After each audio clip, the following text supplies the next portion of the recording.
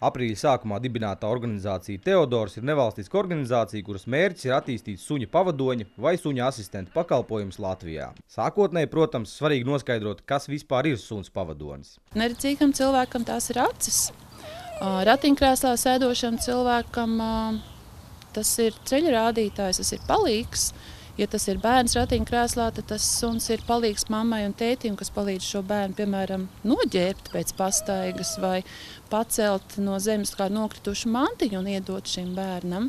Suns pavadonis ir tilts uz sabiedrību, jo suns vienmēr piesaista pārējo cilvēku uzmanību un izejot sabiedrībā.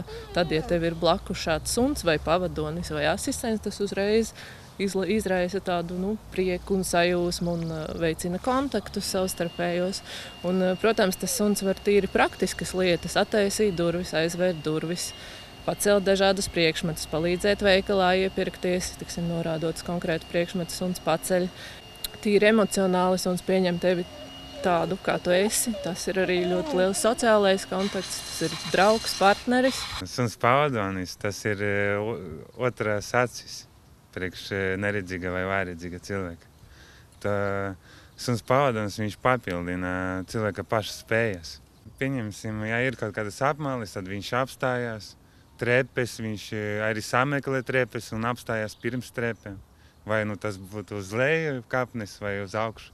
Atrod durvis, viņš var nākt pa taisnu uz durvīm. Arī pasaku veikals, viņš iet uz veikalu. Saku kase, viņš atrod arī kasi veikala. Ja es eju kafejnīcā, viņš atrod kasi, samaksāja un tad brīva vietu atrod. Servisa suņu biedrība Teodors gan apņēmusies vākt ziedojumus, gan arī izaudzināt suņus pavadoņus, jo, kā izrādās, šī brīža situācija Latvijā ir visai bēdīga. Ideja šai biedrībai ir tieši iemeslu dēļ, ka Latvijā nav neviens, kas uzņemās rūpes, lai cilvēkiem ar redzes traucējumiem būtu nodrošināti šie suņu pavadoņi.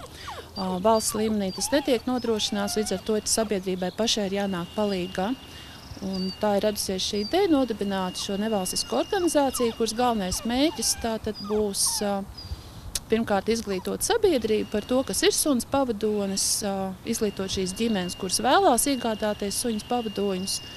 Un, protams, pats galvenais vākt ziedojumus. Šobrīd sagatavot ir 6 suņu pavadoņi, un šis būs 7. suns. Un valsts atbalsta nav. 3 suņi tiks sagatavotas Eiropas projekta ietvaros. Galvenais tāpēc mūsu mērķis ir vākt ziedojumus, jo šim pakalpojumam ir jābūt tādam, ka tiek nodrošināta suņa nulles cikla, no suņa piedzimšanas brīža līdz nāves brīdim tiek nodrošināts pilnībā suņa visa aprūpe, barošana, veterinārie izdevumi un arī treniņi visa suņa dzīves garumā, un vienkārši atbalsts šim cilvēkam. Biedrības pārstāvji aicina cilvēkus, kam ir interese par šādu veidu pakalpojumiem, vērsties ar jautājumiem un aktīvi iesaistīties biedrības turpmākajās aktivitātēs. Daudzās pasaules valstīs suņa pavadoņu un suņa asistenta pakalpojums darbojas jau ilgstoši, un tādā veidā daudziem cilvēkiem ikdiena tiek padarīta vieglāka. Novēlam biedrībai Teodors, lai izdodas arī Latvijā izveidot veiksmīgu sistēmu asistentu un pavadoņu jomā.